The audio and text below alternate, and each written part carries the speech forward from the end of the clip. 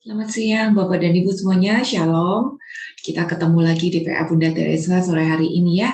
Hari ini kita akan membahas tentang buah roh. Aku yakin itu sesuatu yang tidak asing lagi untuk Bapak dan Ibu semua. Nah, hari ini kita akan coba bahas satu-satu. Apa itu buah roh? Aku coba share screen sebentar ya.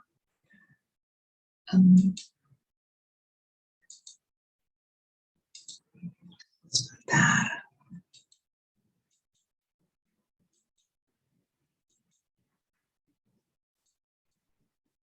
Oke, buah roh. Galatia 5:22-23. Aku yakin ini sesuatu yang tidak asing lagi untuk Bapak dan Ibu semuanya. Nah, sebetulnya buah roh itu apa? Dan apa hanya itu saja yang harus kita hasilkan di dalam kehidupan kerohanian kita ini? Sebenarnya Bapak dan Ibu, buah yang harus Anda dan saya hasilkan itu ada macam-macam. Bukan cuma buah roh aja. Tapi yang pertama yang harus kita hasilkan itu yang namanya buah pertobatan. Itu ada di Matius 3 ayat ke-8. Ini sebenarnya perkataan yang keluar dari mulut Tuhan Yesus sendiri.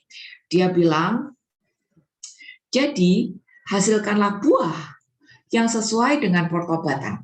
Singkatnya gini, orang yang sudah mengalami Yesus sendiri, dia pasti bertobat.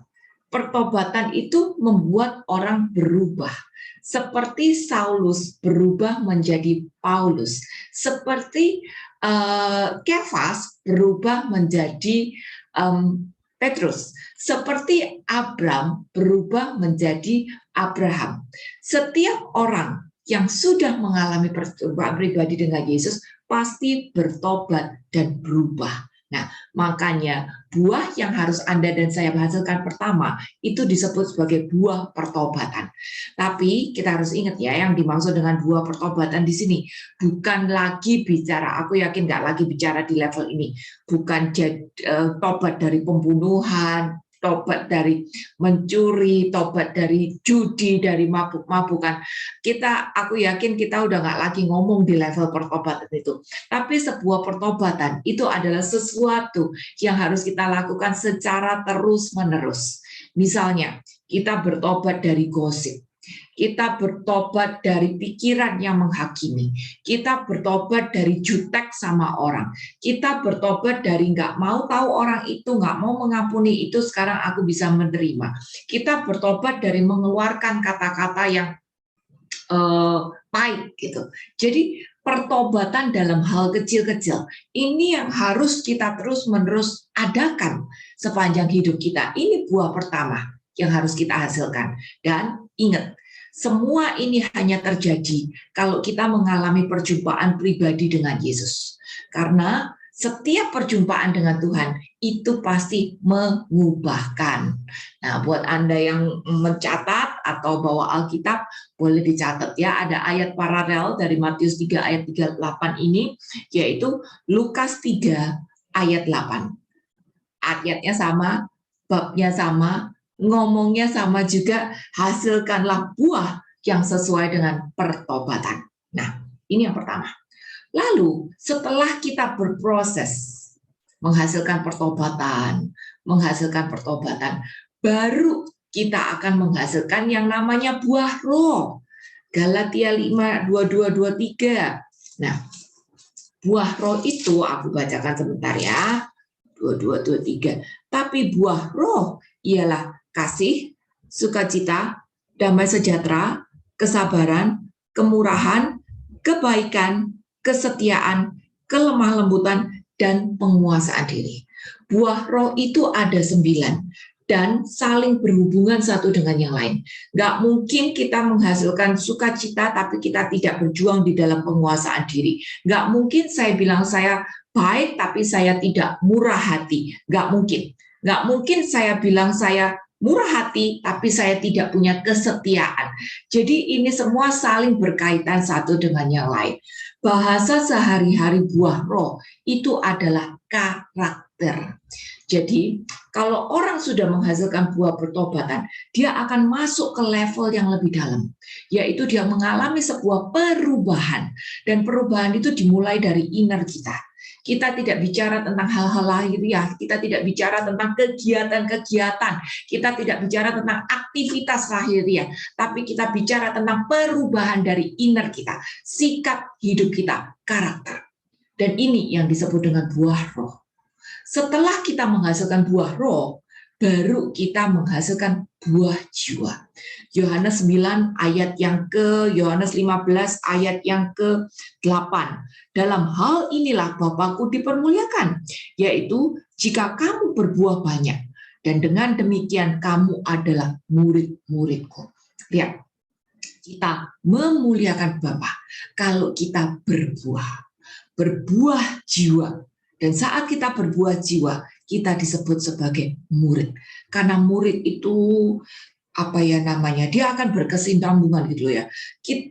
Christianity ini dimulai dari 12 murid yang memuridkan orang lain, yang memuridkan orang lain, yang memuridkan orang lain, yang memuridkan orang lain sampai hari ini.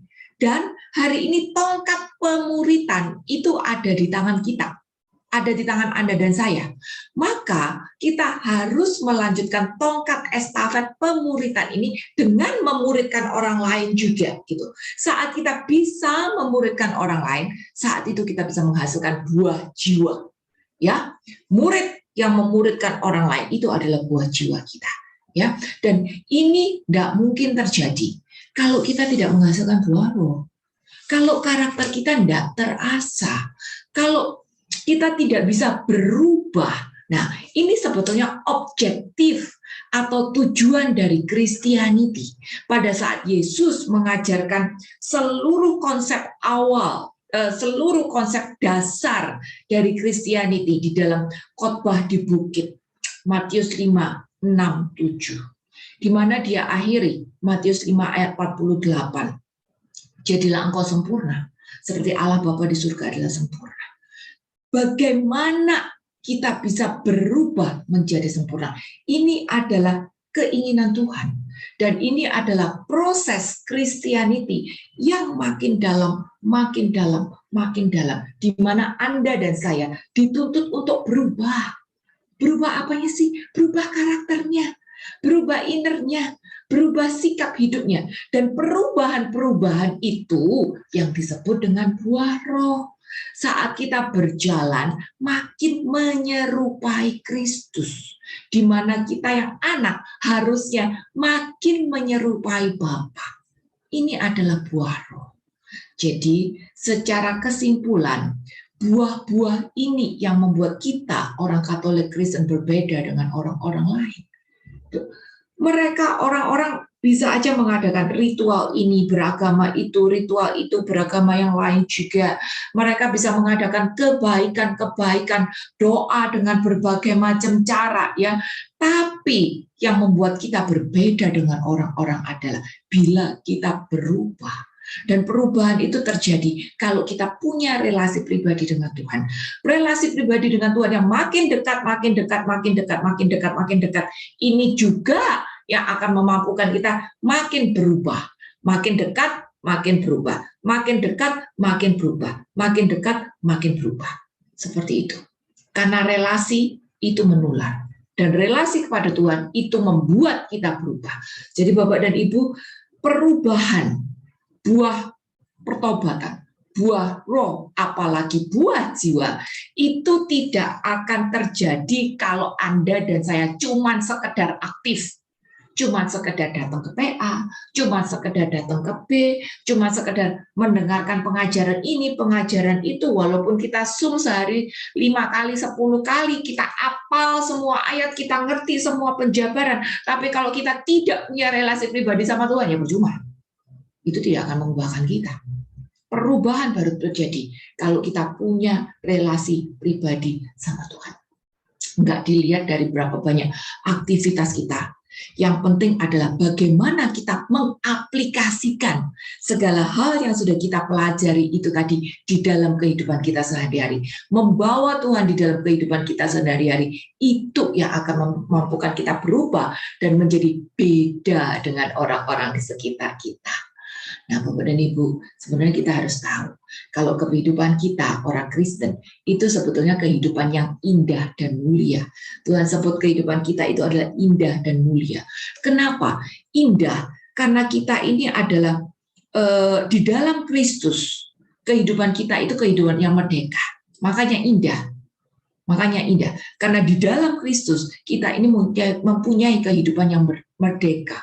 Merdeka dari apa? Merdeka dari perbudakan dosa.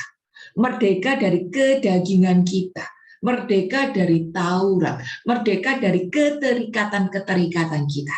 Makanya di Galatia 2 ayat 20 bilang, bukan lagi aku yang hidup, tapi Dia yang hidup dalam aku. Aku merdeka, bukan karena aku, bukan karena perjuanganku, bukan karena aku bisa, bukan karena aku mau, tapi karena Dia yang hidup di dalam aku, memampukan aku untuk menjadi manusia merdeka dari diriku sendiri, dari kedaginganku sendiri, dari amarahku sendiri, dari egoku sendiri. Ini kenapa kehidupan Christianity itu indah, karena kita adalah orang yang merdeka dari segala macam keterikatan dunia dan bahkan dari diri kita sendiri. Lalu kita bukan hanya dianggap indah, tapi kita juga mulia.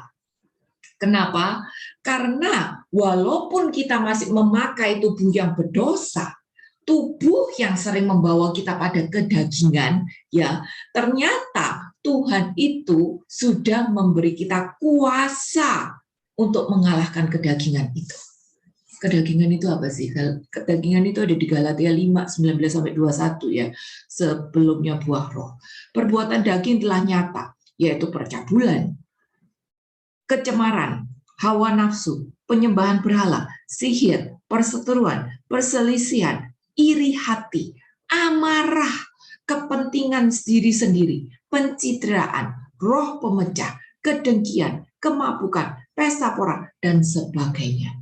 Terhadap semua itu kuperingatkan kamu, seperti yang telah kubuat dahulu, bahwa barang siapa melakukan hal-hal yang demikian, ia tidak mendapat bagian dalam kerajaan Allah.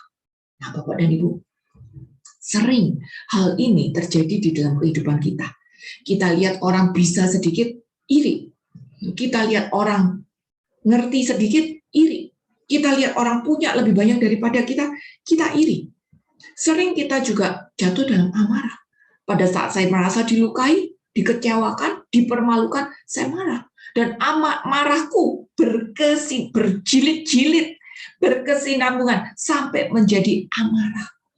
Kepentingan diri sendiri, ego. Segala sesuatu aku lihat dari sudut pandang pribadiku. Pokoknya aku untung, pokoknya aku dapat, pokoknya aku menang, pokoknya kehendakku yang terjadi. Nah, ini semua adalah kedagingan. Banyak banget kan di sini. Ini sebenarnya kita nih. 19-21 ini sebenarnya kita. Dan buntut dari ayat itu bilang, kalau kita kayak gitu, tidak mendapat bagian dalam kerajaan Allah loh. Betapa mengerikannya. Dan garis bawahi lagi, di situ ada kata-kata dan sebagainya. Berarti apa? Ada banyak hal yang tidak disebut di sini, tapi ternyata bisa membuat kita terikat dan kehilangan kerajaan Allah. Jadi dan sebagainya itu mencakup banyak hal. Jadi kalau hari ini Anda dan bilang mungkin kasus ekstrem, oh narkoba boleh kan nggak ada di Alkitab, ya nggak bisa ngomong gitu. Masukin narkoba itu di kata-kata dan sebagainya. Makan misalnya paru goreng, otak, usus, segala macam jeroan, kan nggak ada tuh di Alkitab. Alkitab kan boleh makan, tapi kalau makannya kebablasan, ya itu termasuk di situ juga, kedagingan juga, nafsu kemanusiaan kita yang membuat kita jatuh gitu, ya itu termasuk juga di situ. Jadi inilah kita, tubuh kita berdosa, tapi walaupun kita masih terikat di dalam tubuh yang berdosa, ternyata Tuhan memberi kita kuasa agar kita mampu untuk mengalahkannya. Nah, saat kita berpraktek di luar sana, menghadapi orang, menghadapi realita, menghadapi keadaan sehari-hari kita, tapi kita bisa bersikap merdeka. Kita punya kuasa untuk mengalahkan tubuh dosa kita. Saat itu kita pelan-pelan kita berubah untuk menjadi manusia Allah. Ingat, status kita ini adalah anak. Sebagai anak harusnya kita nggak iri. Sebagai anak, harusnya kita tidak menyimpan amarah. Sebagai anak, harusnya kita bisa ngalah sama orang lain. Kita bisa mendengarkan, kita bisa lepas dari kepentingan sendiri. Jadi Tuhan sudah memberikan kita kuasa untuk menjadi manusia Allah. Di sini Bapak dan Ibu, aku mau garis bawahi satu perkataan bahwa apapun yang Anda dan saya lakukan, katakan, ingat bahwa tujuan kita adalah berbuah. Nggak ngejar buah jiwa dulu, tapi yang penting saya berbuah roh. Tuhan mau saya berubah. Dan itu adalah bukti kalau saya sudah mengalami perjumpaan pribadi dengan Tuhan. Kalau saya punya relasi pribadi dengan Tuhan, yaitu saya berubah. Sikap hidupku, cara aku ngomong, itu semuanya berubah. Kita tidak akan bisa menjadi seorang manusia Allah, walaupun saya kenal 100 uskup, 1000 romo, Bapak Paus sekalipun, walaupun saya 12 jam sehari saya Zoom untuk belajar ini, belajar itu, tapi kalau saya tidak pernah membangun relasi pribadi dengan Allah, saya tidak akan pernah berubah, dan saya tidak akan pernah bisa menghasilkan buah roh, apalagi berubah untuk menjadi seperti Kristus. Jadi ingat, kita punya kehidupan yang indah dan mulia. Karena kita sudah dimerdekakan, diberi kemampuan untuk mengalahkan tubuh kita yang berdosa. Kita adalah indah dan mulia. Ini yang harus kita ingat. Lalu berikutnya,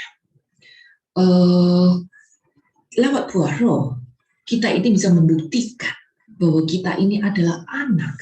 Kita tidak bisa membuktikan kalau kita ini adalah anak pada saat kita berdoa, atau kita ke misa, itu belum bukti kalau kita itu adalah anak. So what? Kalau kita berdoa, kita misa, habis itu saya jutek sama orang lain, habis itu saya nggak mau nyapa orang lain, so what? Gitu. Itu bukan bukti kalau kita adalah anak. Tapi bukti kalau kita adalah anak adalah pada saat kita bisa mengalahkan hasrat-hasrat kedagingan kita. Kenapa? Roma 3 ayat 23 itu kan bilang bahwa semua orang sudah berdosa. Jadi setiap kita ini punya yang namanya kelemahan, punya yang namanya hakikat-hakikat dosa yang nempel di dalam kehidupan kita. Dan kita tidak bisa lakukan, kalahkan itu semua dengan kekuatan kita sendiri. Nggak bisa.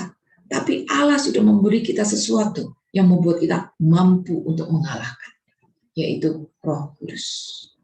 Kita sudah berdosa, kita yang jatuh, kita yang punya kedagingan, tapi Allah kasih kita trigger yang memampukan kita, dan namanya adalah Roh Kudus. Tapi kita harus terus melekat dengan Roh Kudus itu. Tanpa kekuatan Roh Kudus, kita tidak akan mampu untuk mengalahkan diri sendiri, apalagi berdoa. Yohanes 15 ayat 1-8. Aku tidak akan baca ini karena waktu, tapi ini bicara bahwa kita adalah carang. Yesus pokok dan kita adalah carangnya. Yesus adalah pokok anggur dan kita adalah ranting-rantingnya. Sebagai ranting, kita tidak akan pernah bisa berbuah kalau kita tidak nempel pada carangnya. Ingat lagu itu, lagu jadul, aku yakin Bapak dan Ibu ingat.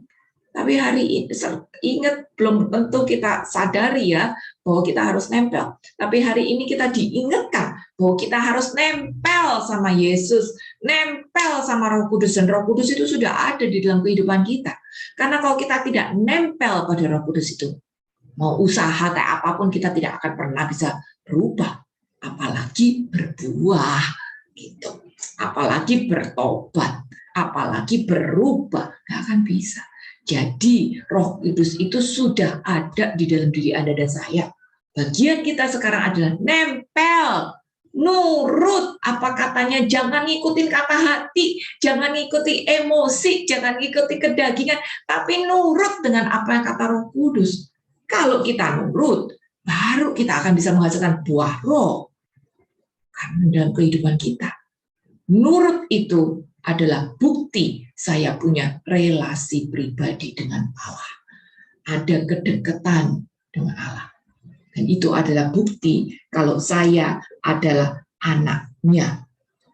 Galatia 5 ayat 17 bilang, jelas, sebab keinginan daging berlawanan dengan keinginan roh. Keinginan roh berlawanan dengan keinginan daging. Karena keduanya bertentangan. Gimana dong? Perang kita itu ada di dalam diri kita sendiri. Kita tahu kita harus melakukan kehendak Allah, tapi kedagingan kita ini kuat banget. Makanya kalau kita tidak nempel, kita tidak taat dengan apa kata Roh Kudus, nggak mungkin kita bisa berubah. Nggak mungkin. Satu-satunya cara kita bisa menunjukkan bahwa saya adalah anak Allah adalah dengan nempel. Ini kenapa? Yohanes 15 ayat 1-8 mengajarkan kita ini cuma ranting. Nempel lama pokoknya. Biar kita bisa berubah, biar kita bisa berbuah. Roma 8 ayat yang ke-14. Roma 8 ayat 14 itu bilang, semua orang yang dipimpin oleh Roh Allah adalah anak Allah. Singkat kata, kalau kita mau membuktikan kita adalah anak Allah, kita punya relasi pribadi dengan Tuhan, berubah di dalam sikap hidup, di dalam cara kamu berpikir, di dalam cara kamu bertindak, di dalam cara kamu berbicara, di dalam cara kamu merespon keadaan-keadaan. Mungkin bahasa sehari-hari kita sekarang, orang yang berubah, dia tidak akan gampang kecewa, dia tidak akan gampang baperan, dia tidak akan gampang tersinggung, dia akan gampang dengan mudah dia bisa memaafkan orang, dia akan dengan mudah dia bisa menerima keadaan. Sikapnya manis, tutur katanya menyenangkan. Ini mungkin di dalam keseharian kita bisa tunjukkan seperti itu. Tapi syaratnya adalah nempel dulu sama pokoknya, karena itu adalah bukti kita adalah anak Allah. Kalau kita cuma sekedar ngerti pengajaran ini, ngerti pengajaran itu, kita kenal si A, kita kenal si B, itu bukan bukti, Bapak dan Ibu.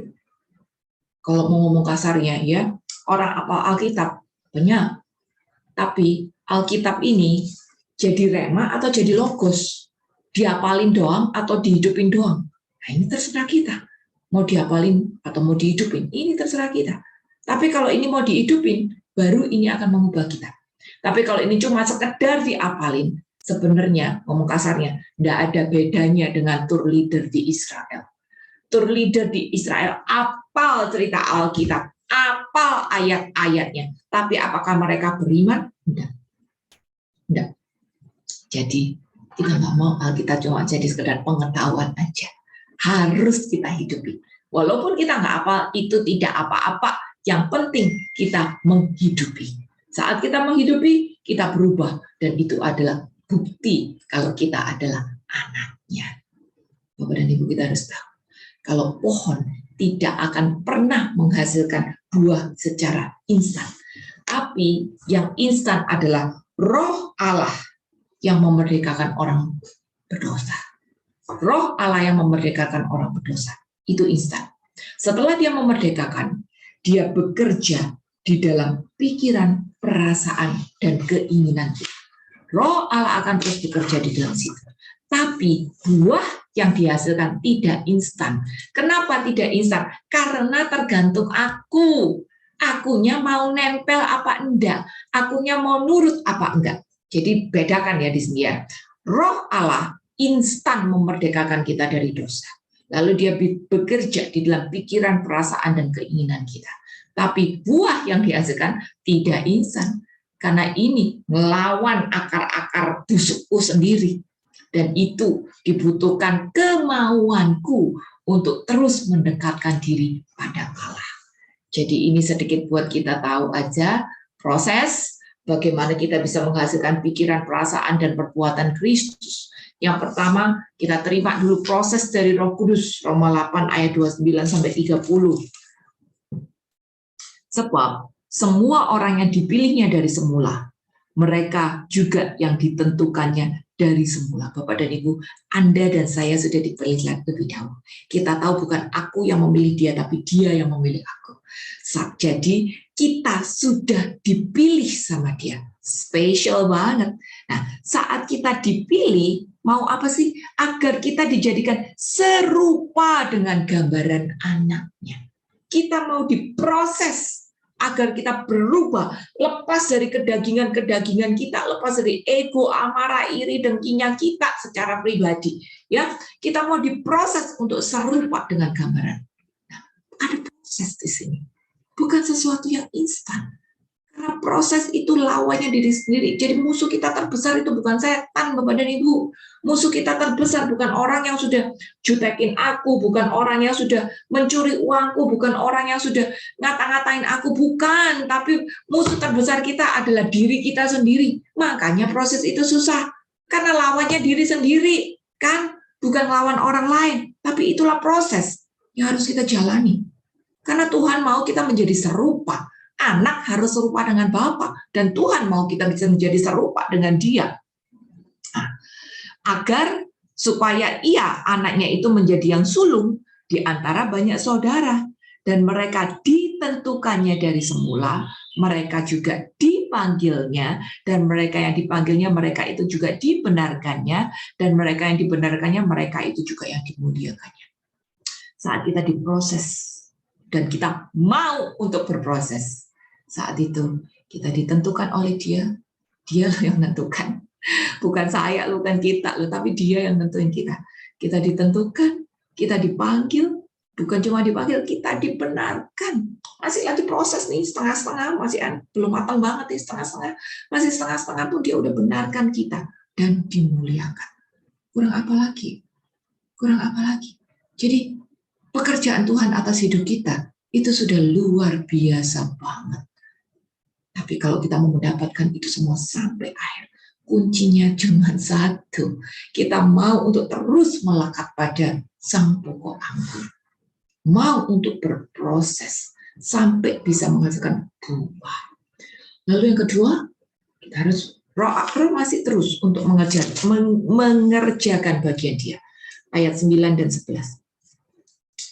Ayat 9 dan 11. Tetapi kamu tidak hidup dalam daging, melainkan dalam roh. Jika memang roh Allah diam di dalam kamu.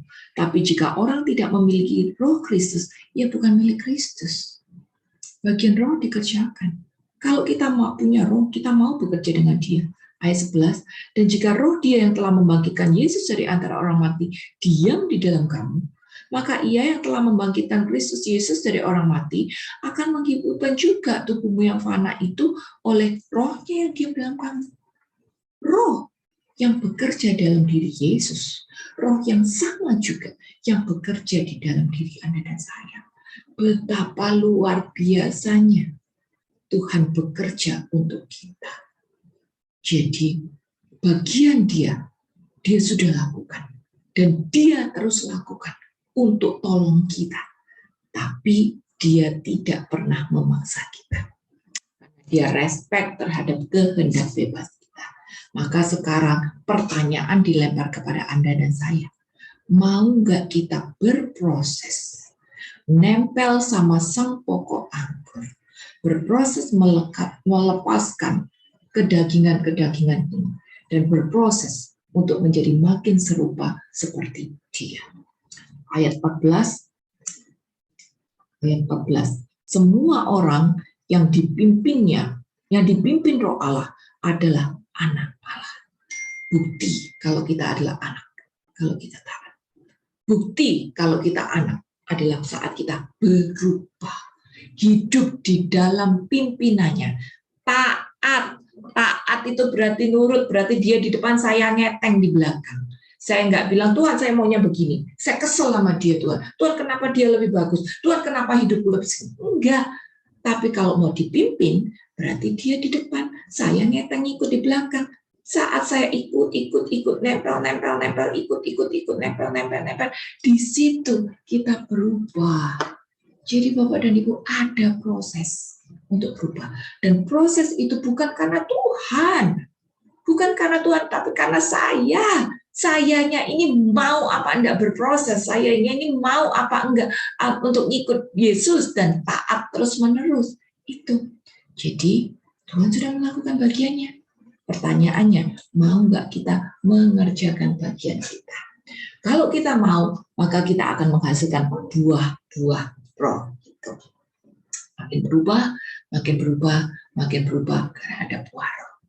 Galatia 5, 22, 23. Kita tahu ya ada 9 buah roh. 1 buah 9 rasa ya. Ada 9, 3 yang pertama ini bicara tentang relasi kita dengan Allah. 3 yang kedua itu bicara tentang relasi kita dengan sesama. Lalu 3 yang terakhir itu bicara tentang diri kita sendiri. Hubungannya dengan diri sendiri, bagaimana saya bisa berubah untuk diri saya sendiri. Gitu. Jadi ini luar biasa banget, dalam sebetulnya. Dalam untuk, ya gimana enggak dalam, karena ini bicara tentang relasi kita dengan Allah, Tuhan. Aduh, Tuhan. Tahu kan Tuhan segede apa, sedahsyat apa. Dan kita bicara tentang perubahan bersama dengan Tuhan. Jadi sebenarnya bukti kalau kita beragama, bukti kalau kita adalah Katolik, Christianity adalah kalau kita berubah. Karena kita makin dekat dengan Allah kita. Ini loh buktinya. Bukan bicara tentang ritual atau apa-apa, enggak. Tapi bukti kalau ya orang yang makin kenal Tuhan, dia pasti makin berubah. Gitu aja deh. Gitu aja. Orang makin kenal, makin dekat sama Tuhan, dia pasti makin berubah. Makin apa ya? Makin berubah aja deh, makin lepas dari diri sendiri. Oke, coba kita bahas saja. Ada 9, dibagi 3. 3 yang pertama bicara tentang relasi dengan Allah, 3 yang kedua bicara tentang relasi dengan sesama, 3 yang ketiga bicara tentang diri sendiri. Selalu diawali dengan kasih. Kenapa? Karena Allah itu adalah kasih. Semuanya dimulai dengan Allah. Karena tanpa Allah, tanpa kasih kita tidak akan sanggup mengerjakan nomor 2 sampai nomor 9. Jadi dimulai dengan kasih. Tapi Bapak dan Ibu, jangan ketipu dengan dunia. Kasih itu bukan perasaan. Sekali lagi, kasih itu bukan perasaan. Tapi kasih itu adalah kemauan yang tulus dan luhur. Untuk apa? Kemauan yang tulus dan luhur. Untuk apa? Untuk bisa berkorban tanpa syarat. Ini adalah kasih. Berkorban untuk siapa? Apakah orang yang cintai? Apakah untuk pacar? Apakah untuk keluarga? Apakah untuk teman? Berkorban untuk siapa? Untuk semua orang yang berinteraksi dengan aku. Termasuk orang-orang yang sudah merugikan, menyakitkan aku. Itu adalah kasih. Jadi kasih itu bicara tentang pengorbanan. Ya. Kita bisa berkorban sesuatu tanpa kasih. Misalnya semalam aku keluar ke depan, terus aku lihat ada satu kayak pengemis gitu ya, tapi dia jalannya itu ngesot gitu. Itu malam kira-kira 6:30, gelap, keadaan gerimis. Terus aku berhenti dan aku mau kasih uang gitu sama itu orang. Tapi ternyata tuh orang nggak bisa mendekat ke mobil. Ya aku turun gerimis-gerimis, aku turun dan aku kasih uang itu. Dan kayaknya karena gelap ya aku nggak terlalu lihat. Kayaknya dia perban gitu, sepertinya dia nggak punya jari-jari, jadi mungkin kusta atau apa gitu. Aku bisa berkorban uang sedikit untuk dia. Tapi apakah pengorbanan itu ada kasih? Belum tentu. Cuma sekedar berbaik hati dan memberi. Ada kasih? Belum tentu. Dan itu sering kita lakukan. Karena sekedar baik sama orang gitu ya. Tapi kalau kita mengasihi, kita pasti berkorban. Kita mengasihi, kita pasti berkorban. Kita bisa nggak makan demi anak kita. Kita bisa drop semua. Semalam mamaku terdeteksi COVID. Dan hari ini aku bisa dibilang jadwal kusum hampir 12-13 jam hari ini, dari jam 8 pagi sampai nanti jam 9 malam. Di antara begitu banyak kesibukan, karena dengar mamaku COVID, aku otomatis telepon dia, cari dokter, cari obat, apa segala macam, dan mengesampingkan sumsum yang harusnya aku datang itu. Gitu. Jadi tahu ya bedanya, kasih itu pasti berkorban. Tapi kalau berkorban, belum tentu kita mengasihi. Tapi kasih itu bukan perasaan. Jadi kepada siapa kita harus mengasihi? Kasih yang tulus, dia tidak minta syarat apa-apa. Dia tidak minta balasan apapun juga. Dan dia kasih itu diberikan bukan cuma pada keluarga, tapi termasuk pada orang-orang yang mungkin tidak kita kenal, termasuk orang-orang yang sudah merugikan kita. Contoh paling dahsyat siapa? Ya Tuhan Yesus sendiri. pada saat Tuhan Yesus berani mengasihi sampai menyerahkan nyawanya. Beberapa hari ini, beberapa kali PA ini kan kita bicara tentang kasih. 1 Korintus 13 ayat 4 sampai 7, silakan Anda baca, tapi di situ ada ciri-ciri kasih. Ada ciri-ciri kasih, sabar, murah hati, tidak cemburu, tidak memegahkan diri, tidak sombong, tidak melakukan hal yang tidak sopan, tidak mencari keuntungan diri sendiri, tidak pemarah, tidak menyimpan kesalahan orang lain, tidak bersukacita dalam hal tidak adil, bersukacita dalam kebenaran, menutupi segala sesuatu. Bisa nggak kita nggak menutupi segala sesuatu? Ini rada susah ya. Sering kita gosip loh. Percaya segala sesuatu, mengharapkan segala sesuatu, sabar menanggung segala sesuatu. Ini adalah konsep kasih. Dan kasih yang di sini adalah kasih agape. Bapak dan Ibu, kasih itu ada 4 level. Agape, philia, storge, sama eros. Ya. Dan Tuhan mau kita berproses sampai kita bisa mencapai level kasih agape ini, 1 Korintus 13. Apa sih itu semua 4 bedanya? Kita mulai dari yang paling bawah aja. Eros. Eros itu kasih yang bersumber pada daya tarik seksual antara pria dan wanita. Ya, jadi kasih eros ini cenderung pada apa itu namanya? Nafsu syahwat. Ya, sumbernya seperti itu. Nah, puncak dari kasih eros ini adalah hubungan seksual. Bapak dan Ibu, aku tidak Alkitab pun tidak bilang bahwa hubungan seksual itu jelek. Enggak, itu bagus, itu indah. Karena apa? Karena itu Tuhan yang menciptakan. Jadi Tuhan pun suka pada seks istilahnya, karena itu Tuhan yang menciptakan. Tapi pasti hubungan seksual ini pada suami istri, bukan pada yang lain. Nah, kalau ini dilakukan pada yang lain, otomatis ini akan menjadi sebuah dosa. Gitu. Tapi itu adalah hubungan kasih juga yang Tuhan ciptakan untuk manusia. Tapi hanya di level ketertarikan antara wanita dan pria. Naik di level yang kedua adalah kasih storge. Ini terjadi karena adanya ikatan di dalam keluarga. Jadi hanya terbatas di dalam lingkungan keluarga ini aja. Jadi hanya bersifat eksklusif di kalangan sendiri gitu. Nah, sama keluarga, kayak tadi aku sama mama gitu, pasti kita bisa berkorban, pasti kita bisa memberi, kita bisa ngalah, kita bisa mengampuni, tapi eksklusif di level ini saja. Apakah aku bisa berkorban seperti itu pada orang-orang lain? Belum tentu. Jadi kasih storge ini baru di level eksklusif. Nah, naik di level yang lebih tinggi, itu disebutnya philia, yaitu kasih persaudaraan, kasih persahabatan gini. Nah, ini antara sahabat, teman-teman komunitas kayak gitu-gitu. Dan biasanya bersyarat. Saya mengasihi dia kalau dia pun mengasihi aku. Saya memberi dia, saya menghormati dia karena aku juga mengharapkan dihormati. Gitu. Tapi itu juga adalah kasih. Tapi ada timbal baliknya. Kalau dia diam aja ya, aku bakal diam aja, gitu ya. Jadi masih ada level cuek-cueknya di sini juga eksklusif kayak storge. Tapi Tuhan mau kita mengasihi lebih dari eros, lebih dari storge, lebih dari philia, sampai kita naik ke level yang agape, seperti Tuhan sendiri, ya, yang sifatnya tulus, sifatnya tidak bersyarat, sifatnya mau untuk mengorbankan diri sendiri demi orang lain. Bahkan untuk orang yang aku sendiri tidak kenal.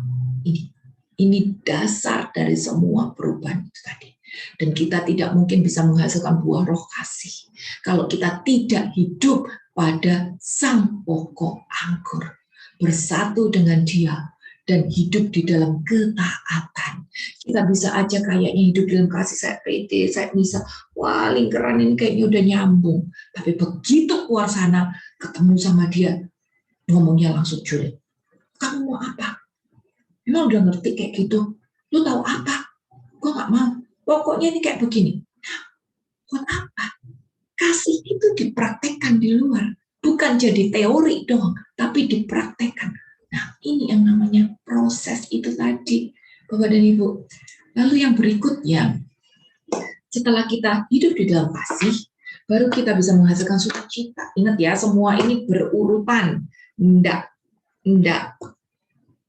lompat-lompat. Dimulai dengan kasih, lalu berurutan. Habis kasih, kita bisa sukacita. Nah, sukacita ini adalah rasa kesetosaan, kecukupan dalam hati. Sekali lagi, ini tidak dipengaruhi dengan keadaan. Ya, ini asalnya dari Allah. Ini asalnya dari Allah, tidak dipengaruhi oleh keadaan apapun gitu. Jadi dalam arti kata gini, walaupun di luar ada badai, permasalahan, mungkin ekonomi, mungkin sakit penyakit, mungkin aku tidak tahu, hubungan dengan orang lain, mungkin ada permasalahan lah ya, tapi sukacitaku ini tetap penuh. Sukacita ini tetap penuh. Aku tetap bisa agape sama orang lain, aku tetap ada ketenangan, aku tetap sukacita. Gitu. Nah, ini adalah satu keadaan yang tidak mungkin terjadi kalau kita hidup di luar Tuhan. Jadi istilahnya kayak gini, sukacitaku nggak tergantung dari keadaan yang menimpa aku.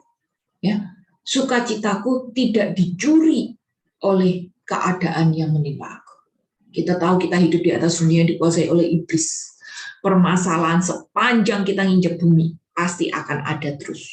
Tapi itu tidak mencuri sukacitaku. Makanya kalau Filipi 4 ayat 8 bilang, bersukacitalah senantiasa. Orang dunia akan bilang, gimana bisa? Gila kali ya, duit lagi habis, penyakit juga lagi kayak begini, udah 2 tahun kagak kerja, gimana gue bisa bersuka cita? Nah, orang dunia kan ngomong seperti itu. Kenapa? Karena dia tidak mengenal konsep kebersatuan dengan Allah. Orang yang mengenal kasih, orang yang mengenal konsep kebersatuan dengan Allah, dia akan merasa puas dengan keadaan. Dia akan merasa cukup dengan keadaan.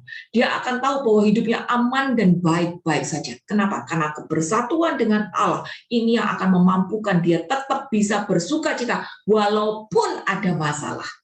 Ini kenapa? Kalau kita lihat martir-martir kita, Katolik, nyantai aja gitu. Dirajam, disalib, dibuang, dianiaya, mereka tetap nyantai aja, tetap bisa menderita demi Kristus, sesuatu konsep yang bodoh di mata dunia. Tapi ternyata mereka tidak kehilangan sukacitanya. Nah, Bapak dan Ibu, hari ini kan kita juga mengalami masalah, ya. Tapi jangan sampai sukacita kita dicuri oleh iblis. Dan ini kehendak bebas kita. Mau nggak kita terus bersatu dengan Allah dan masuk dalam relasi dengan Dia lebih dalam lagi, sehingga aku tidak kehilangan sukacita walaupun kehidupan ini tidak sempurna. Roma 14 ayat yang ke-17. Sebab kerajaan Allah bukanlah soal makanan dan minuman, tapi soal kebenaran, damai sejahtera, dan sukacita oleh Roh Kudus. Lihat, kerajaan Allah ini bukan bicara tentang berkat lahiriah, bukan bicara tentang berkat jasmani ini kan yang dikejar-kejar oleh orang dunia. Mereka tidak pernah merasa cukup dengan uang, tidak pernah merasa cukup dengan popularitas, tidak pernah merasa cukup dengan ketenaran, dengan jabatan. Tapi itu cuma lahiriah. Apa sih lahiriah? Sementara kita nggak bawa duit kita nggak bawa titel kita nggak bawa koneksi kita, nanti kalau kita check out. Dan orang yang punya relasi pribadi dengan Allah, dia ngerti konsep itu. Makanya dikejar bukan makanan dan minuman, tapi kebenaran, damai sejahtera, dan sukacita. Oleh siapa? Tidak bisa dengan kekuatan sendiri, tapi oleh kuasa Roh Kudus. Kuasa Roh Kudus bekerja secara instan. Ya, tadi kita udah bahas. Tapi kitanya yang harus berproses. Tapi selama kita hidup di dalam kasih, kebersatuan dengan Allah, dan kita terus katakan, saya mau untuk berproses. Level sukacita kita akan naik. Saat level sukacita kita naik, kita akan bisa melihat keadaan dari sudut pandang yang baru. Gak lagi yang di depanku masalah. Gak. Tapi aku bisa bilang, hai, ada juga hal-hal positif yang aku nikmati. Kerjaan belum stabil, keadaan masih gak bagus, tapi aku bisa menikmati. Sudut pandang bisa berubah. 15 ayat 3. Semoga Allah sumber pengharapan memenuhi kamu dalam segala sukacita dan damai sejahtera dalam iman kamu, supaya oleh kekuatan Roh Kudus kamu berlimpah-limpah dalam pengharapan. Ya, saat kita melekat dengan Kristus, pokok anggur hidup kita adalah sukacita dan kelimpahan. Filipi 1 ayat 4. Dan setiap kali aku berdoa untuk kamu, aku selalu berdoa dengan sukacita. Lihat toh, Paulus ini segala macam aniaya di dunia dia udah pernah hadapi. Tenggelam, digigit ular, diracun, diseret, dibuang. Segala macam dia udah pernah hadapi. Tapi kok dia sukacita? Ada keadaan kayak gitu, di penjara bertahun-tahun, dijaga secara khusus, tapi kok dia tetap sukacita. Satu konsep yang tidak akan pernah dimengerti oleh orang dunia, tapi ternyata dia alami. Nah, Bapak dan Ibu, ini juga yang Tuhan mau Anda dan saya punya. Keadaanku tidak dipengaruhi oleh apa yang menimpaku. Karena keadaan-keadaan di luar tidak akan pernah mencuri sukacitaku. Aku bisa sukacita karena aku bersatu dengan Allah yang Maha Kasih itu. Ayat 25, dalam keyakinan itu, tahulah aku bahwa aku akan tinggal dan bersama-sama lagi dengan kamu, sekalian supaya kamu makin maju dan bersukacita dalam iman. Lihat, berkali-kali kita diingatkan harus hidup di dalam sukacita. Yang ketiga, damai sejahtera. Ingat ya, ini bicara yang tiga pertama, relasi kita dengan Allah. Istilahnya, kalau kita punya kasih, kita punya sukacita, maka kita juga punya damai sejahtera. Ya. Bicara tentang damai sejahtera, itu bukan tentang bebas dari masalah, tapi kedamaian yang melampaui segala akal, yang tidak bisa diterima oleh konsep dunia, tapi kita bisa alami sendiri kalau kita bersatu dengan Allah. Ya, ini relasi pribadi dengan Allah itu penting banget. Kita akan bisa dapat damai sejahtera. Walaupun keadaan bumi bergoncang, tapi tetap kita akan rasa tenang aja, gue kagak takut, gue nyantai aja, gue tetap bisa ketawa, berat badan kagak turun, muka tetap cerah, tetap bisa ketawa dengan nyantai, mulutku nggak jadi julid, aku tidak jutek sama dia, aku tetap bisa nyapa dia, aku tetap bisa mengampuni, aku terima keadaan dengan sukarela, aku santai aja. Sukacita, damai sejahtera gitu. Kenapa? Karena aku tahu hidupku di tangan Allah. Satu kesadaran bahwa ada Allah di dalam kehidupanku pribadi dan dia pasti jaga dan pelihara aku. Dia udah siapin segala macam jalan keluarnya. Dia tidak akan memberi cobaan di luar kekuatanku, maka aku pasti sanggup. Karena ada Allah beserta aku. Nyantai. Damai sejahtera. Nggak dicuri dengan iblis. Tetap punya itu. Yohanes 14 ayat yang ke-27. Itu bilang, mana ayat 27 kok hilang. Bentar, aku tidak kelihatan. Damai sejahtera ku tinggalkan bagimu. Damai sejahteraku ku berikan padamu. Dan apa yang ku berikan tidak seperti apa yang diberikan oleh dunia kepadamu. Janganlah gelisah dan gentar hatimu. Lihat bagaimana Tuhan bilang, jangan gelisah, jangan gentar. Kenapa? Kita diberi damai. Damai itu adalah satu keadaan bila ada Allah hadir. Sekali lagi, damai itu adalah satu keadaan bila ada Allah hadir. Kalau Allah hadir, pasti kita damai. Ya, kalau Allah hadir, pasti kita damai. Contoh ini, pada waktu Tuhan Yesus lahir, ada malaikat datang, ya ada Yesus ya, ada Allah, ada malaikat datang, lalu nyanyi, kemuliaan bagi Allah di tempat yang maha tinggi dan damai sejahtera di bumi di antara semua orang yang berkenan padanya. Ada Yesus, Allah hadir, maka ada damai. Ya, terus pada waktu Yesus naik, dia bilang, damai sejahtera. Dia bilang, damai sejahtera bagi kamu. Pada waktu Yesus naik, dia menampakkan diri, dia bilang damai sejahtera bagi kamu. Jadi damai ini adalah keadaan pada saat Allah hadir. Tidak bicara tentang bebas masalah, tapi bicara tentang kehadiran Allah.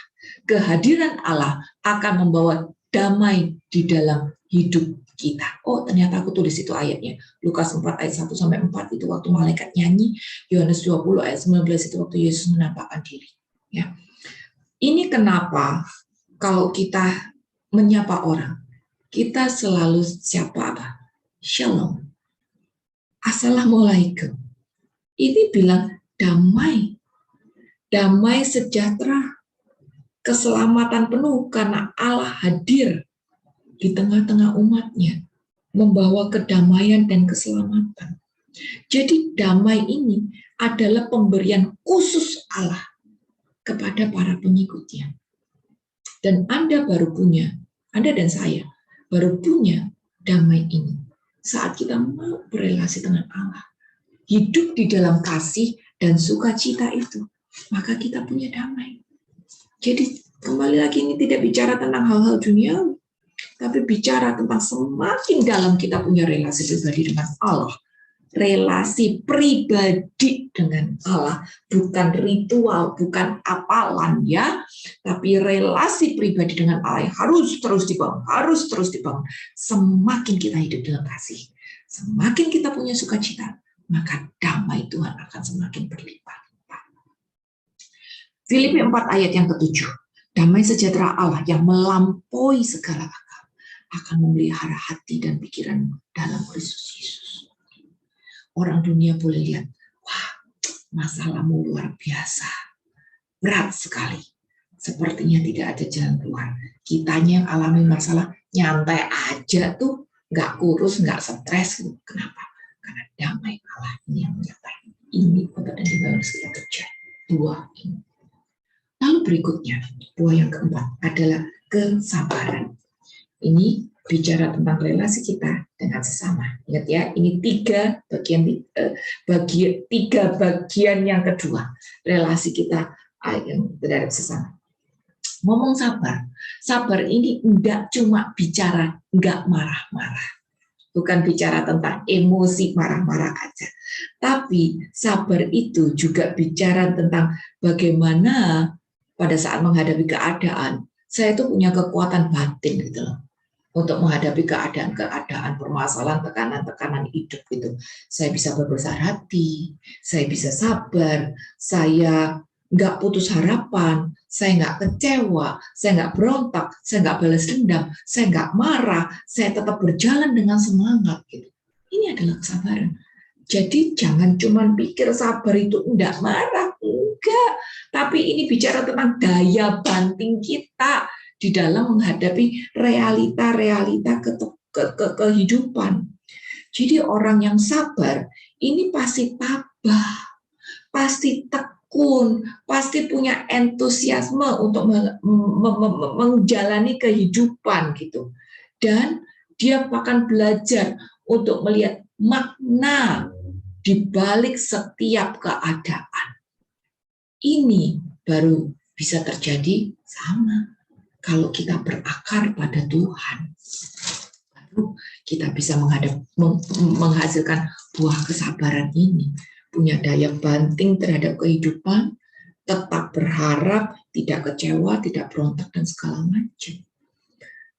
Aku beberapa bulan ini menghadapi orang yang ya masalahnya memang luar biasa, ditinggal mati suami pertama, suami kedua sangat mengecewakan, tidak bisa bekerja dan lebih berpihak pada mamanya sendiri, jadi dia harus banting tulang untuk bekerja. Keluarga ini anak dua, satu lagi anaknya otis, butuh pengobatan yang tingkat parah ya, jadi luar biasa.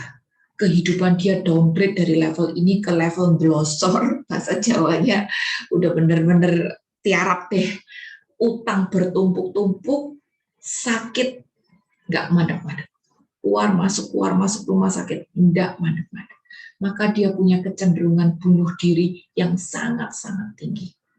Beberapa kali dia usaha bunuh diri dan ketahuan, jadi tangannya diikat atau dikorek mulutnya biar apa yang dia makan itu muntah gitu, lemes, drop. Dia tahu dia harus kerja, dia pusing dengan kerjaan, dengan utang, dengan makan untuk anak-anaknya, tapi badannya dia sakit gitu. Jadi buah si malakama sepertinya. Makanya dia punya kecenderungan untuk itu, tapi dia juga berjuang untuk hidup dalam kesabaran, berjuang untuk membangkitkan daya daya hidupnya di dalam menghadapi tekanan-tekanan hidup. Jadi aku cuma kasih dia PR sederhana karena dia memang masih level yang tengkurap gitu. Setiap hari dia harus setor sama aku tulisan hal-hal apa aja yang positif yang dia alami hari ini. Dan ternyata itu membuat dia bisa berjalan hari demi hari sampai beberapa bulan ini. PR yang simple, tapi membuat dia mikir, apa ya yang dia bisa menikmati, yang dia rasakan adalah berkat di antara sekian ton beban kehidupannya itu. Gitu. Jadi Bapak dan Ibu, kesabaran itu bicara tentang daya banting kita menghadapi keadaan. Dan itu hanya bisa kalau kita berakar pada Kristus. Kolose 3 ayat 13. Sabarlah kamu seorang terhadap yang lain, dan ampunlah seorang akan yang lain apabila seorang menaruh dendam terhadap yang lain. Sama seperti Tuhan telah mengampuni kamu, kamu perbuat jugalah demikian. Tuhan itu sabar sama kita ya. Mungkin dia jodoh gegeret-getan juga, ya ampun, Sheila udah diomongi berkali-kali, kok masih nggak nurut sih? Kenapa masih jatuh lagi? Kenapa masih melakukan yang sama? Kenapa masih belum berubah? Kenapa masih agak? Aduh, Tuhan itu kasih kita sabar luar biasa loh. Kalau kita sampai hari ini masih hidup, berarti itu karena Tuhan masih sabar sama kita, masih kasih kita kemampuan untuk kesanggupan untuk proses, kesempatan untuk berproses. Nah, Tuhan udah sabar sama kita. Tuhan gak langsung turunkan petir dari langit untuk habiskan kita. Tuhan sabar sama kita. Tuhan gak putus harapan sama kita. Maka kita pun di dalam menghadapi realita kehidupan juga harus belajar sabar ini. Berikutnya, setelah kita belajar punya buah roh sabar, kita harus menghasilkan buah roh yang namanya kemurahan. Kemurahan itu bukan cuma sekedar ngasih sesuatu, tapi kemurahan itu adalah sifat ilahi yang mengandung kebaikan.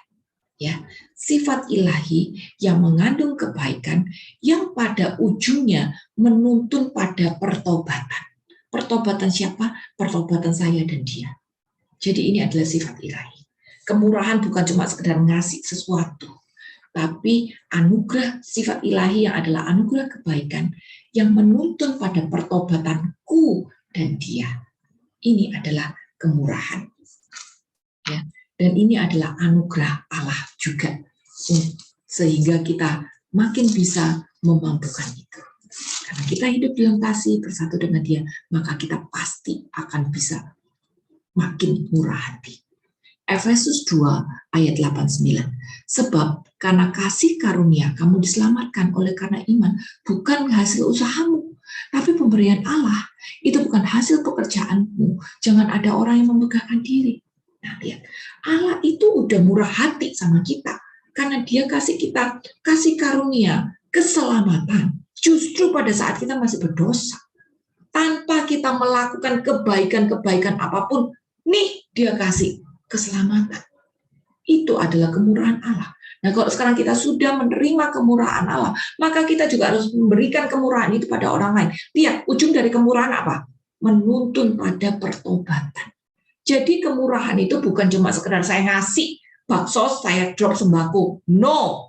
Tapi kemurahan itu ada sikap nilai ekstra yang akan menuntun pada pertobatan. Karena saya sudah dimenangkan oleh Allah, maka saya harus tolong orang sehingga dia mengalami Kristus, sehingga dia mendapat jalan keselamatan. Ini adalah kemurahan. Roma 12 ayat yang ke-8. Roma 12 ayat yang ke-8. Jika karunia untuk menasehati, baiklah kita menasehati. Siapa yang membagi-bagikan sesuatu, hendaklah ia melakukan dengan hati yang ikhlas. Siapa yang memberi pimpinan, hendaklah ia melakukan dengan rajin. Siapa yang menunjukkan kemurahan, hendaklah ia melakukan dengan sukacita. Sukacita, ada keikhlasan, ada ketulusan, ada tidak minta timbal balik. Gitu. Yang menuntun pada pertobatan. Gitu. Nah, kemurahan ini mungkin aku bisa ceritakan kayak begini ya. Satu ilustrasi, ada guru nanya sama muridnya, apa sih artinya murah hati itu? Kayak gitu ya, dia nanya sama muridnya kayak gitu. Lalu satu muridnya bilang kayak gini, Pak Guru, kalau saya lapar, lalu seseorang memberikan aku roti, itu baik hati. Tapi kalau dia ngasih aku roti dengan isi selai, itu adalah murah hati. Bapak dan Ibu nangkep nggak? Jadi kemurahan itu ada nilai ekstra, nilai lebih yang membuat orang menerimanya merasa, wow, saya dikasihi, saya diterima, saya dipeluk, saya diterima apa adanya. Ini adalah kemurahan. Kami, kebetulan saya diutus dari komunitas Thomas, dan kami melayani para apa itu namanya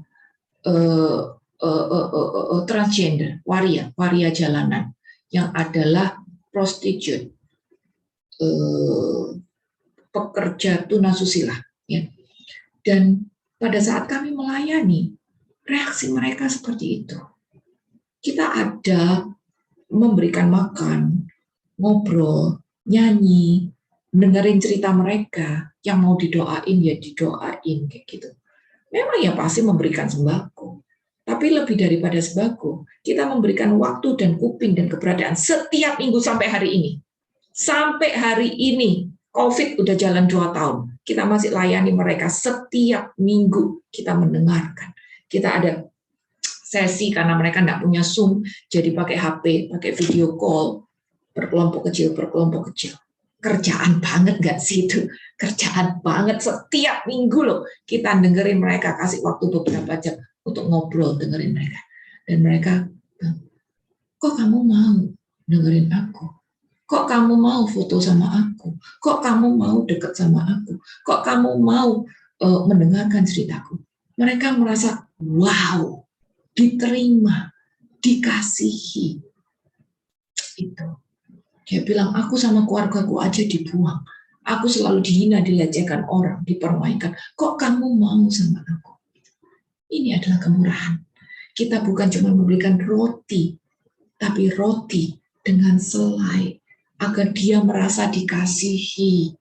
Ini sifat ilahi yang mengandung kebaikan demi menuntun pada pertobatan. Tujuannya itu pertobatan. Berikutnya, kebaikan. Ya, kebaikan ini juga adalah sifat ilahi yang harus terpancar pada kehidupan anak-anak Tuhan. Siapa ya kita toh, jadi harus terpancar di dalam kehidupan kita. Efesus 5 ayat 8-9. Efesus 5 ayat 8-9. Memang dahulu kamu adalah kegelapan, tapi sekarang kamu adalah terang di dalam Tuhan. Sebab itu hiduplah kamu sebagai anak terang, karena terang hanya berbuahkan kebaikan dan keadilan dan kebenaran.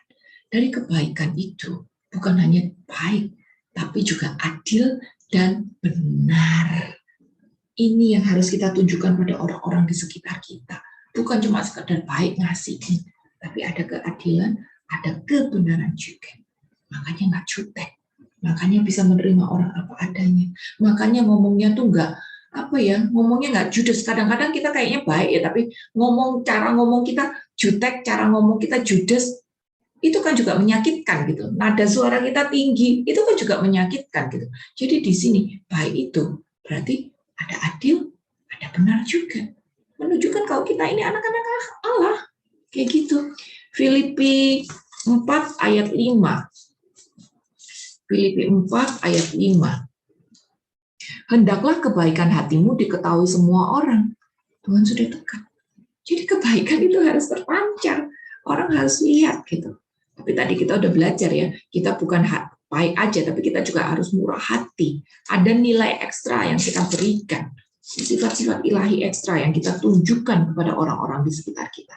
Roma 12 ayat yang ke-21 itu bilang, janganlah kamu kalah terhadap kejahatan, tapi kalahkan kejahatan dengan kebaikan. Pada saat kita merasa orang itu mengecewakan aku, orang itu bosi, orang itu marah, orang itu sudah mempermalukan aku, bagianku adalah tetap melakukan kebaikan. Ini konsep dari Bunda Teresa kan, walaupun aku tidak menerima respon sesuai dengan yang aku harapkan, tetap harus berbuat baik sama dia. Ini adalah kebaikan. Dan lemah lembut ini bukan lemah lembut. Kebaikan ini bukan sifat lemah. Ini bukan sifat lemah.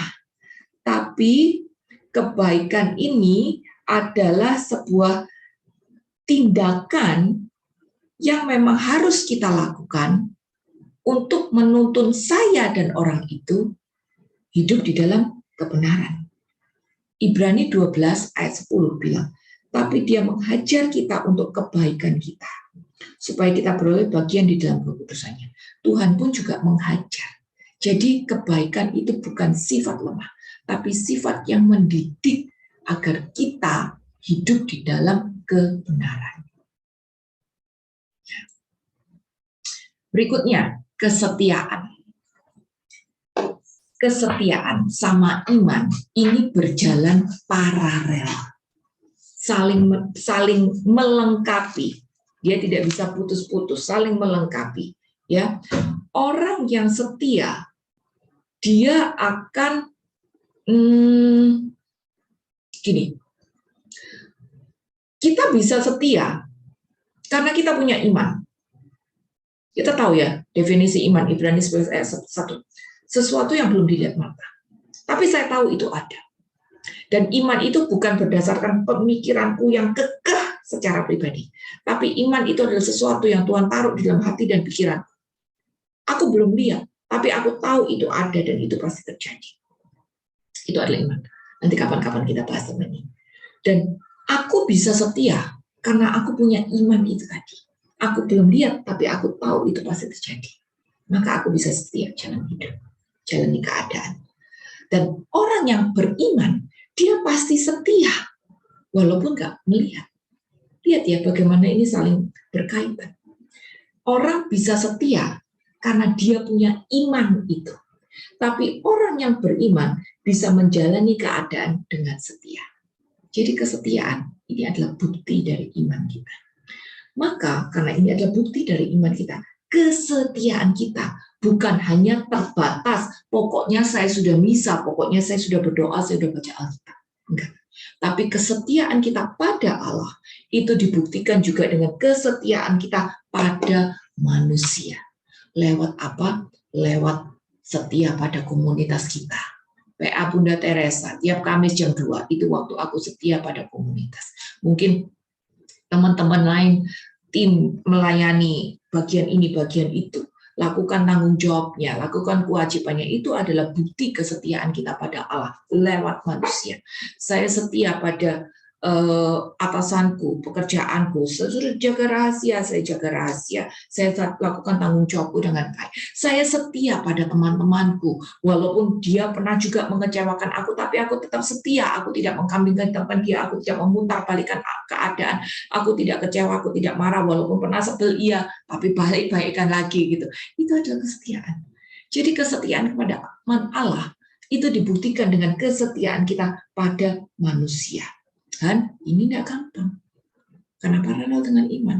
Makanya bergantung pada anugerah Allah. Ingat ya, kita hanya bisa hasilkan buah roh kalau kita nempel sama sang pokok anggur. Taat pada sang Roh Kudus ini, baru kita bisa hasilkan kesetiaan ini juga. Jadi ya, kesetiaan ini bukan sifat yang lemah, tapi adalah sesuatu yang harus Anda dan saya punya juga. Ulangan 7 ayat 9 bilang, sebab itu haruslah kau ketahui bahwa Tuhan Allahmu dialah Allah yang setia, yang memegang perjanjiannya dengan kasih setia terhadap orang yang kasih kepadanya dan berpegang pada perintahnya sampai kepada beribu-ribu keturunan. Allah setia. Jadi kalau kita anak, kita pun juga harus belajar setia sama Dia. Wahyu 2 ayat 10, hendaklah engkau setia sampai mati, dan aku akan mengaruniakan kepadamu mahkota kehidupan. Setia sampai mati. Bukan setia kalau doaku terkabul, setia kalau keadaan bagus. Setia kepada Allah dibuktikan dengan apa? Setia pada Allah dibuktikan bukan hanya dengan doa, tapi buktikan pada sesama, lewat komunitas, lewat teman, lewat relasi. Kita setia. Ya. Matius 23 ayat 23 itu juga bilang, mengajarkan, ini perkataan yang keluar dari mulut Tuhan Yesus sendiri. Matius 23 ayat 23 ini. Dia bilang, keadilan dan belas kasihan dan kesetiaan. Keadilan, belas kasihan, dan kesetiaan. Yang satu harus dilakukan, yang lain jangan diabaikan. Ini Tuhan yang suruh kita setia. Jadi belajar, taat, berproses untuk menaikkan level kesetiaan kita. Mungkin hari ini kita baru level 2, tapi besok kita harus level 3. Ya, kayak cabai, levelnya harus naik. Lalu berikutnya, kelemah lembutan. Lemah lembut itu sifat rendah hati yang bergantung pada anugerah Tuhan. Bahasa sehari-harinya, rendah hati bergantung pada anugerah Tuhan itu bukan sifat yang lemah.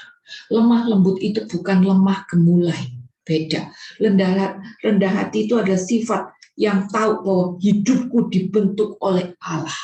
Saya mau untuk berproses, berubah lewat keadaan. Saya mau mendengarkan tuntunan Roh Kudus dan berubah. Ini adalah kelemahan lembutan. Rendah hati, mau diubah, mau diproses. Lewat apapun, mungkin lewat TV, mungkin lewat sesama, mungkin lewat gesekan, mungkin lewat realita yang terjadi. Tapi saya mau rendah hati untuk berproses. Ini adalah kelemahan lembutan. Jadi bukan sesuatu yang buruk. Apalagi ini adalah salah satu poin penting yang Tuhan katakan pertama kali lewat khotbah di bukit. Matius 5 ayat 5. Berbahagialah orang yang lembut, yang lemah lembut, karena mereka memiliki bumi.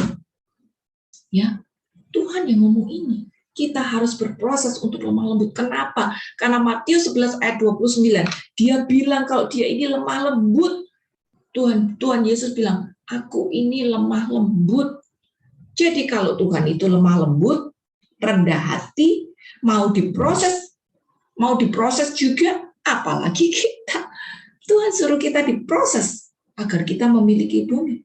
Salah satu orang yang paling lemah lembut itu adalah Musa.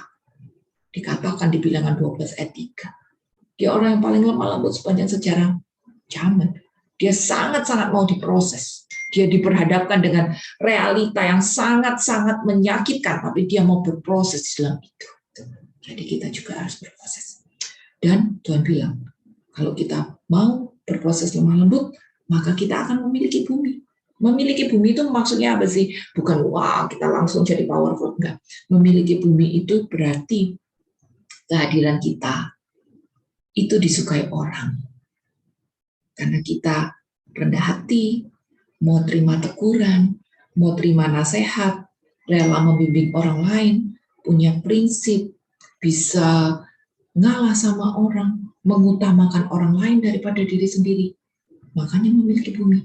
Bahasa sederhananya, saya disukai orang. Gitu. Jadi sekarang silakan cek diri sendiri. Apakah kehadiranku ini disukai orang atau disebelin orang? Kalau saya merasa sebel dengan si A, saya merasa sebel dengan si C, saya merasa sebel dengan si D, E, dia gini, dia gitu.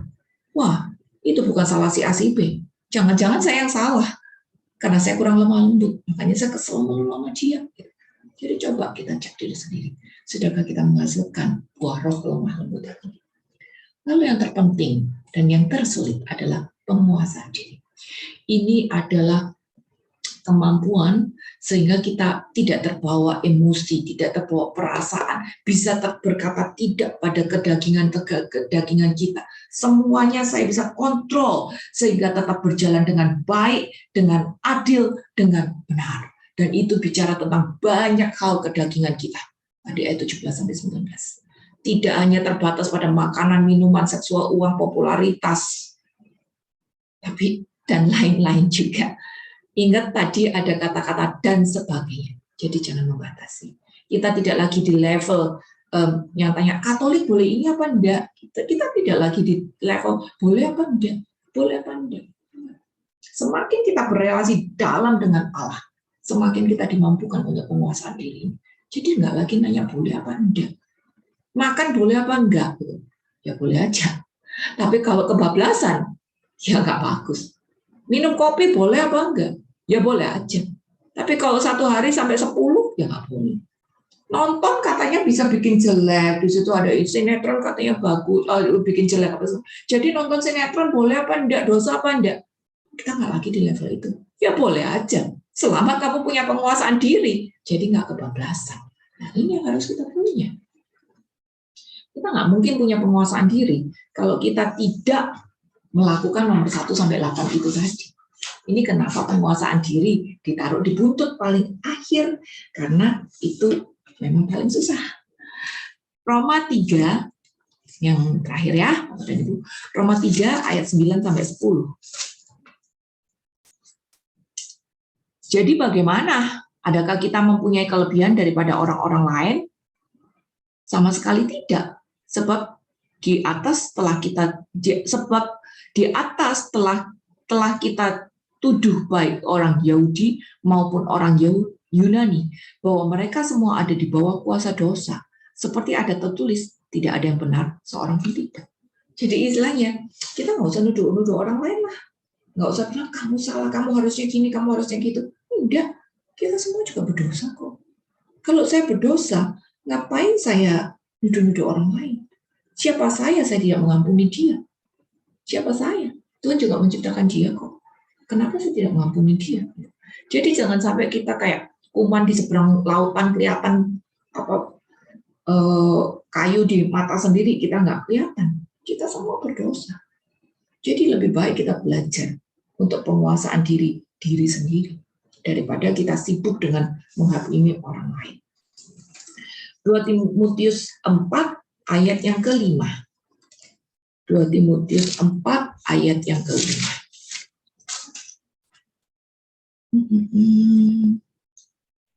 Tetapi kuasailah dirimu dalam segala hal. Sabarlah menderita, lakukanlah pekerjaan pemberitaan Injil, dan tunaikanlah tugas pelayananmu. Kuasai diri. Kuasai diri. Sama itu di Titus 2 ayat 6. Supaya mereka menguasai diri dan segala. Ini kunci.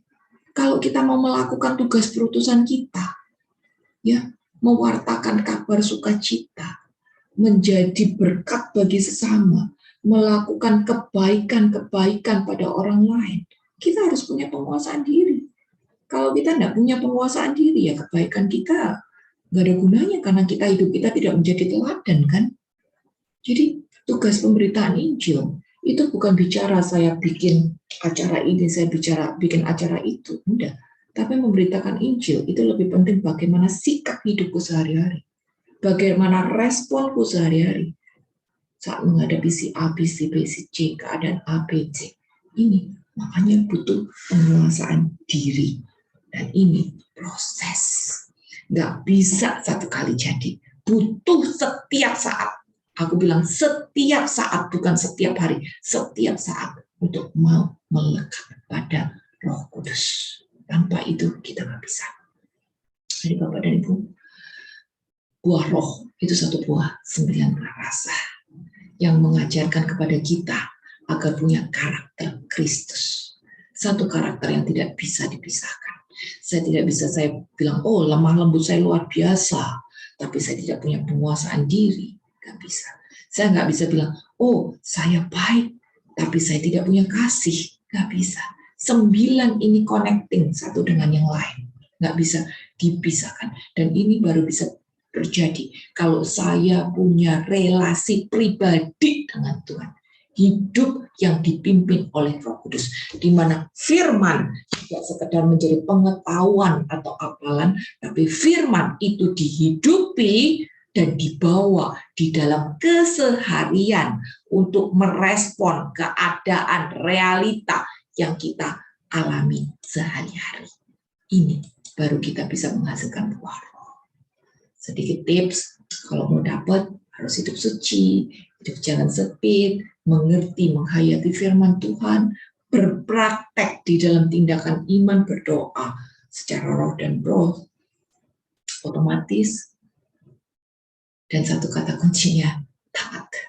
Tanpa ketaatan dengan Roh Kudus, semuanya cuma teori belaka, semuanya cuma pengetahuan belaka, tidak akan membawa kita menghasilkan buah roh itu tadi. Tuhan Yesus memberkati.